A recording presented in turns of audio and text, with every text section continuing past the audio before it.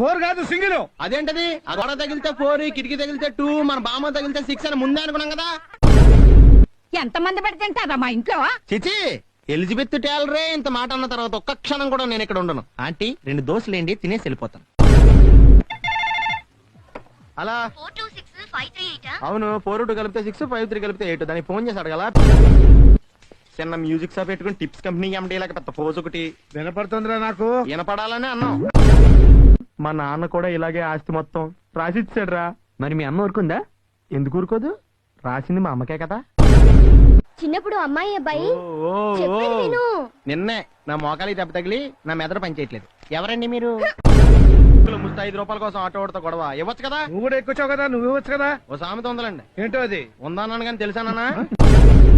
Hi, hello, happy married life. Thank you. భోజనాలు ఎక్కడ? Function ఇంకా మొదలవలేదు. మీరు ఎవరి తాలూకండి? చంద్రబాబు నాయుడు తాలూకా. హ? ఆయన మాకు సీఎం అవుతారులేండి. ఈ ఫంక్షన్ ఈయనదే. Good morning sir. రేపు పొద్దున్నే వచ్చి చెప్పండి. ఎరా, నీ కంటికి నేను ఎలా కనపడుతున్నానా? మనిషి అని కూడా ఎవడన్నా నీళ్ళు తింటాడా? ఒకటి తీసి. సార్ అపోలో హాస్పిటల్కి ఎలాగ వెళ్ళాలండి? డైరెక్ట్ గా వెళ్ళి ఎలారైనా గుద్దే వాళ్ళే వచ్చి అంబులెన్స్ లో మర్యాదగా తీసుకెళ్తా. ఆ, మీ ముక్కకేమైంది? దోమ కుట్టిందిలేండి. దోమ కుడితే ఇంత పెద్ద ప్లాస్టరా? దాన్ని మా ఫ్రెండ్ క్రికెట్ బ్యాట్ తో చంపేశాడు.